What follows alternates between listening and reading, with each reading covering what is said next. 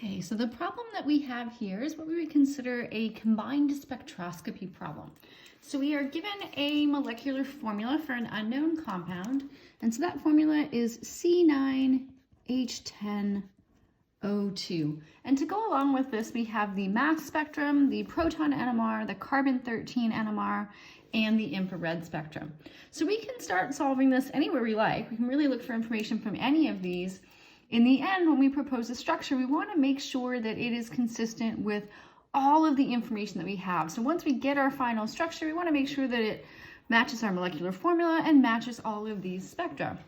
So let's start with the infrared spectrum. This is a nice place to start because it gives you an idea of the functional groups that you might have present in your molecule. And so one thing you might notice even before doing that too is that you've got C9H10. So you don't have very many hydrogens. This is a fairly unsaturated molecule. So I would immediately be looking for evidence of benzene in this structure. And so in the IR, I could notice this peak at 1603 that looks like a benzene ring stretch. And I might quickly glance to the proton NMR to see that, yes, I do have peaks in the aromatic region and also in the carbon-13. So we have really good evidence that we do have a benzene ring. And along with that, you'd expect to also see the sp2 carbon hydrogen stretches, and we see them. Those are the ones that are just above 3,000. And we've also got some alkane stretches as well. So 2983 to 2874, that's the range for your sp3 carbon hydrogens. And then this really intense peak here is at 1719. That's a carbonyl. Okay, so we might want to immediately try to decide what type of carbonyl that is. So if we take a look here in the carbon-13, we see a peak at 167. And this is right in that approximately 165 to 175 range where we'd expect to see the carbonyl of an ester. And so that makes sense with our molecular formula having two oxygens. So, I mean, even really quickly here, we've got quite a bit of information. So we know that we have a benzene ring, and we have a pretty good idea that we have an ester. So let's head to the proton NMR because this will really help us decide how these pieces fit together. So the first thing I would want to know from the proton NMR is some information about the benzene ring itself. So this is our aromatic region. And so I would notice that we have this 2 hydrogen multiplet and this 3 hydrogen multiplet in the aromatic region. So I want to do some really quick and simple math to figure out how this ring is substituted. So an unsubstituted benzene has 6 hydrogens. We have a total of 5 aromatic hydrogens. So 6 minus 5 is 1, right? So not earth-shattering math there. But what that tells us is that we have only 1 aromatic hydrogen that's been replaced by something else. So this tells us that we have a mono-substituted benzene. So we can draw kind of this framework, right? We can say we have a benzene ring.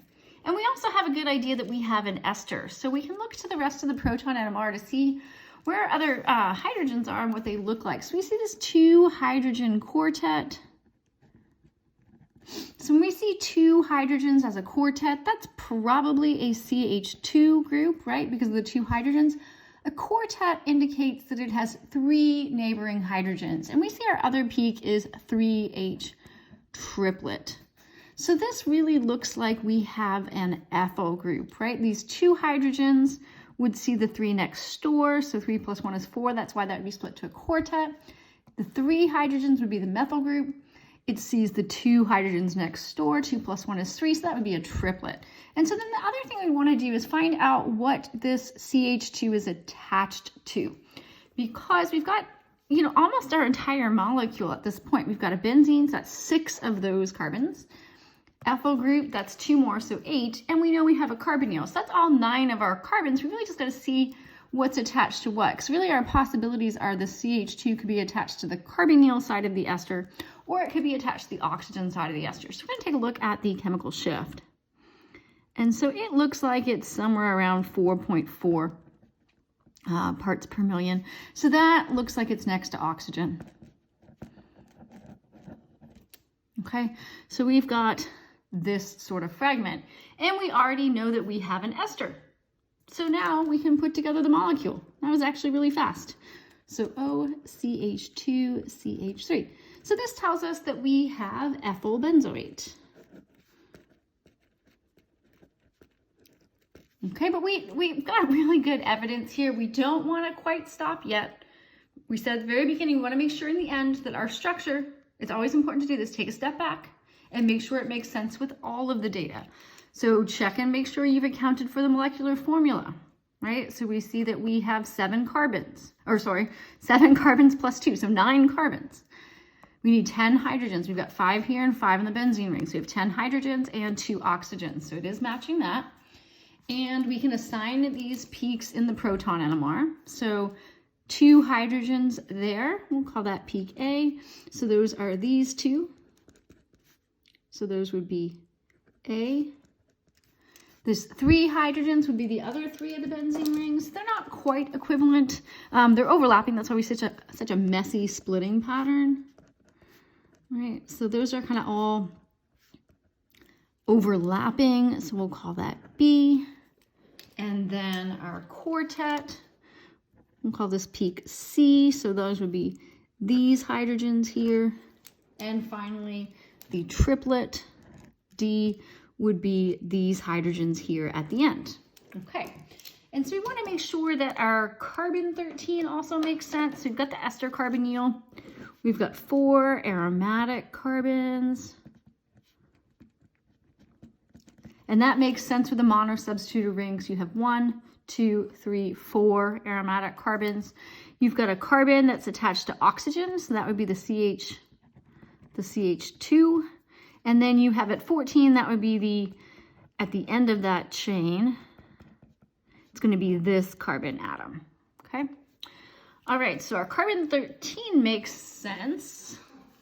It's consistent with the functional groups we saw in our IR. And the last thing to do maybe would be to look at the mass spec and make sure we can explain this base peak. So your base peak is at 100% abundance. So that's the base peak.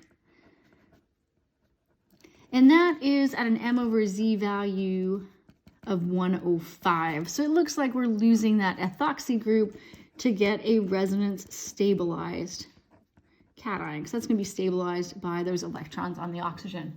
So all this evidence fits. And so I think we can be pretty confident in saying that this unknown is ethyl benzoate.